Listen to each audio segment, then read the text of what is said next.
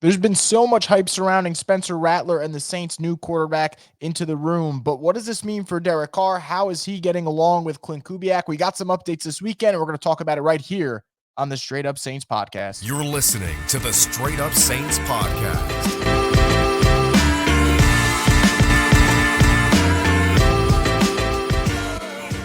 What is up, Houdat Nation? Welcome back inside another edition of the Straight Up Saints podcast. I'm your host, Chris Rosvoglu, and as always, we're brought to you by Scott Fickner, Injury Lawyers, and by Crystal, how New Orleans does flavor. So, the Saints, again, rookie minicamp, May 10th to May 12th, wrapping up on this Sunday. And by the way, happy Mother's Day to all those celebrating today and listening at the Straight Up Saints podcast. So the Saints obviously working with the rookies this weekend, which means all the attention is on guys like Fuaga, guys like Spencer Rattler, Bub Means, Kool-Aid McKinstry.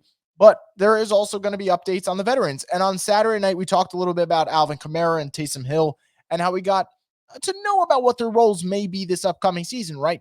Kubiak talked about using Taysom in a multitude of ways, which is what he's pretty much done his entire career in New Orleans. And then for Alvin, we've heard about just him getting along with Kubiak, having those one-on-ones and finding ways to use him. And I think I'm very excited to see what the Saints have in store for Alvin because I still think there's a good football player in there, and we haven't been able to see him get his potential maximized. But before we get to the playmakers and what they're able to do this season, a lot of what a team is able to accomplish starts and ends with the quarterback. And for the Saints with Derek Carr, we know the money that's been committed, right? 4 years, $150 million. This is now year 2 of the deal. And I don't expect Derek Carr to be some game-changing quarterback. I just don't think he can elevate the talent around him like the really, really good quarterbacks that we have in this league today.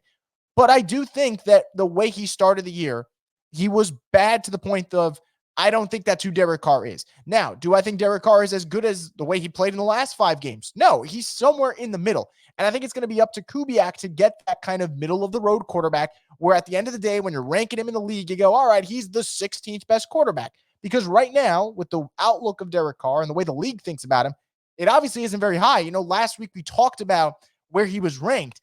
And, maybe it was a little bit ridiculous from CBS, but they had him ranked 26th out of all quarterbacks. And to have him that low shows you that the public perception of him isn't great. So there's going to be a lot of pressure on Derek Carr, and he's going to have to find ways to overcome that. And obviously, whatever the public says doesn't mean that's how he's going to perform, but he has to play much better. And I think it's very fascinating to hear from Klint Kubiak this week that Derek Carr, in quotes, says has had a really good offseason thus far. He's putting in the work. He's here after hours, really studies his tail off, and his teammates see how hard he works and how he brings up their level of play. Now, the last part is subjective. I think Derek Carr still struggles with that part of his game. I don't think he is a game changer.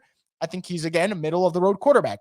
But the putting in the extra hours part of that is important because this is a new system. Derek Carr's getting along with new terminology, and the personnel is going to be a little different, right? Michael Thomas is gone. Pete is gone. The O-line is going to look very different. So I think it's important that Carr gets those extra hours, and I'm not surprised.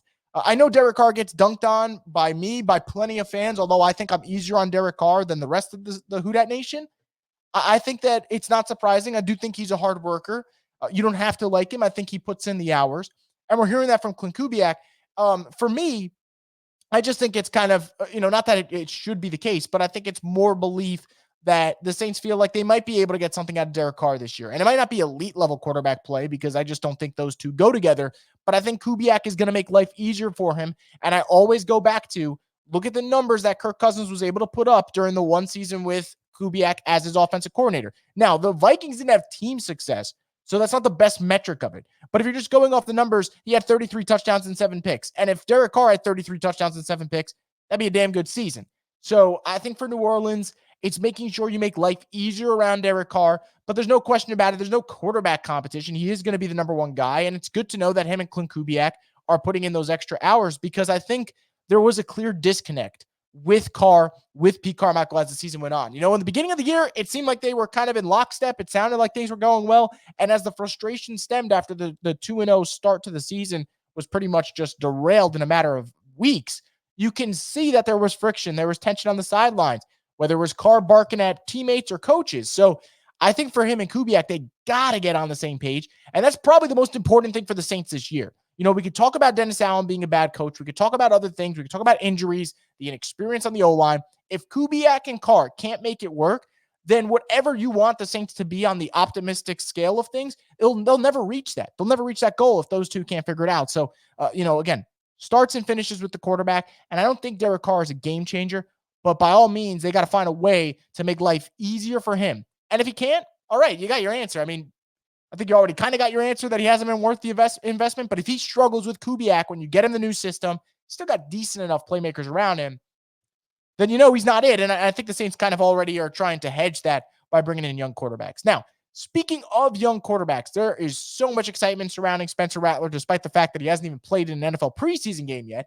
And some of that is expected because I think us as fans, we want something to root for. We want to have that glimmer of hope. So for us Saints fans who have just watched a really boring football team the last 3 seasons, the idea of a quarterback who had first-round talent several years ago has really been humbled over the last couple of years and falls to the 5th round to think that you might have the next underdog story. Yeah, of course you want that. It doesn't mean it's going to happen, but I totally get why Saints fans are excited. That said, before people start saying he's QB1 and this and that, I think we should be focusing on the backup job. And I know it doesn't sound as juicy as, competing for the starting job, but if Spencer Rattler can go out there, look efficient, and win the number 2 job on the depth chart, I think that's great for the Saints, and I think that's great for his long-term trajectory because everyone talks about these late-round picks and goes, oh, if you hit on a quarterback, that's like winning a scratch-off lottery ticket. And I agree on that. I definitely don't disagree with that sentiment, right? Getting a day 3 quarterback to hit is just incredible and does wonders for a franchise. The Dallas Cowboys obviously struck gold with Dak. The 49ers struck more than gold with Brock Purdy. So I think to take that shot in the dark on a quarterback, it's worth it. But I think there's this real weird narrative where people think it's only worth it if you get a starter. And I would argue quarterback play and backup quarterback play is so important in this league that if you take a guy on day 3 and he turns into a backup, that's still a pretty good pick because of how important the position is. So I'm not trying to lower expectations so much to say that if Spencer Rattler's only a backup, that's a great pick. But everyone's so focused on QB1, and I get that. It's human nature to do so. But if Spencer Rattler as a 150th pick ends up being a backup quarterback for the Saints next season and one that they feel like they can trust if Derek Carr goes down, that's a pretty damn good pick. So before people get up in arms about it, I think that's important. And I think it's all about making sure we temper expectations. This year, you want to see Spencer push Nathan Peterman and Jake Haener and Kellen Mond. And look, that's not exactly a murderer's row of quarterbacks, so he should be able to compete and hold his own there. And if he does that and he wins the QB2 job, then next year we can start talking about the QB1 spot and whether or not he can gun for that. So I think that's where us fans, we got to be a little bit more realistic. But I think that Spencer Rattler has the talent, obviously was efficient over this weekend, effortless when he throws the football, which that's never been a question. That arm talent has always been better than where he was drafted. And we'll see how he develops. But again, I think I said this when he was drafted, and I think it's going to help him. The guys that are playing for the Saints, they haven't been running Kubiak's system, right? Derek Carr, this is his first time running it. Jake Haener, this is his first time running it. So he is going up against guys that are also learning the same system. So it's not like he's at such a huge disadvantage. And I think that's definitely a plus for him. Now, before I wrap things up, there's a couple of other orders of business that I want to get to. The first one, real briefly, I want to talk about Bub Means, the wide receiver from Pitt. Had a nice weekend at rookie minicamp, flashed his potential and his speed at times. And I think he's got some burst to him, and that's going to be good for the Saints because they need that. I think they desperately got to find that type of receiver that makes yards after the catch look like a thing of just A, beauty, and just 2, a walk in the park. And I hope Bub Means can be that player again, over 17 yards per reception during his college career, played at 2 different schools with Louisiana Tech and Pitt. So that's obviously encouraging. The next step to the NFL is tough. Again, just like Spencer Rattler, he's a 5th-round pick, so you don't expect him to make this just quick transition. But the fact that he's getting off and running with Spencer Rattler is obviously ideal. The fact that he is your kind of top target in rookie camp, so you get to get him increased reps is obviously another plus. So he is a player, just like Rattler, that I'm excited to watch in the preseason when we get to August, and obviously we got ways to go to that point. He's going to be exciting because you know what you have in Rashid Shaheed, in Chris Olave. You hope A.T. Perry takes that next step, and then Cedric Wilson's kind of that vet in the room. If you can get anything out of Bub Means, that would be nice just to have another receiver to throw to the mix. Now, I said 2 orders of business, so let me get to the last thing today. The Saints are, according to reports, signing offensive lineman Lucas Patrick. This isn't the flashy signing of the day. It's not exactly going to win fans over, but you're bringing in an offensive lineman, interior guy with a ton of snaps under his belt. Just here's the breakdown of snaps. He's got over 1,900 snaps at center, over 1,100 snaps at right guard, and over 600 snaps at left guard. So a lot of versatility there. He started 15 games last season. You bring him in. Again, the offensive line's been a mess, so you add a veteran.